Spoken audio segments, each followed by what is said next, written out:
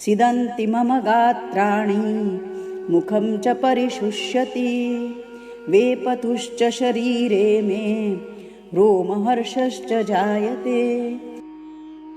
अर्जुन अपने दुख को व्यक्त करते हैं। मेरा मन विचलित हो गया है, मेरे हाथों से गांडीव धनुष गिर रहा है और मेरी त्वचा जल रही है। दोस्तों, अर्जुन का यह दुख, उनकी यह दुविधा हमारी जीवन की समस्याओं से बिल्कुल अलग नहीं है।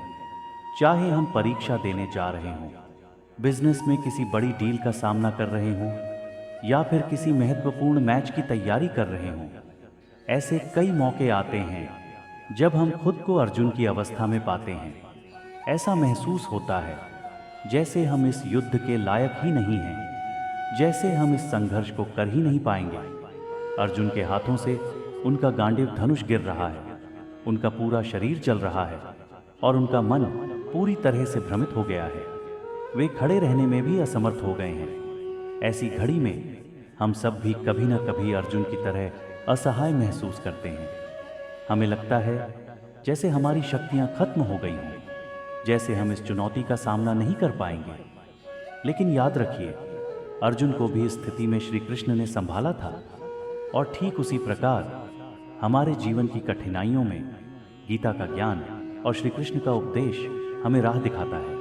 हर बार जब हम डगमगाते हैं, यह याद रखना जरूरी है कि यह केवल एक परीक्षा है, एक अवसर है अपने भीतर छिपी असीम शक्तियों को पहचानने का।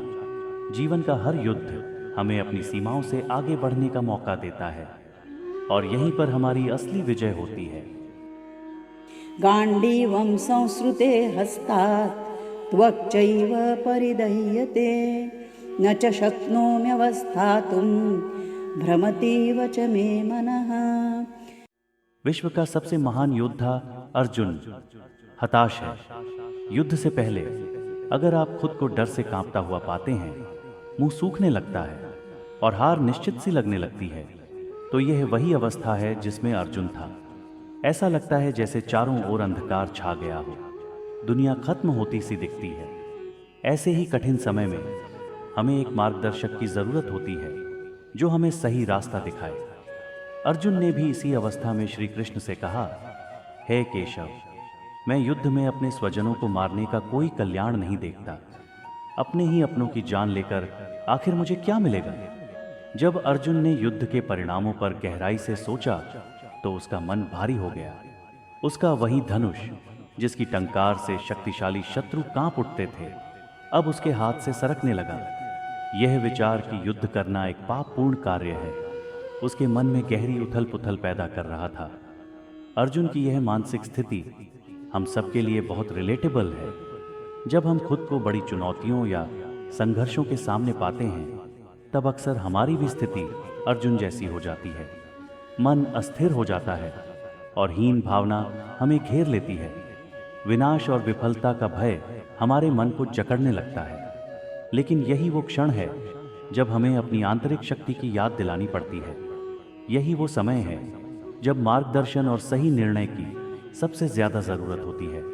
जैसे अर्जुन को श्री कृष्ण का ज्ञान मिला, जिसने उसे उसकी कमजोरियों से उभारा और कर्तव्य का मार्ग दिखाया। गीता का यह संदेश हमें यही सिखाता है कि चाहे परिस्थिति कितनी भी भयावह हो, सही मार्गदर्शन और आत्मबल से हम हर युद्ध जीत सकते हैं।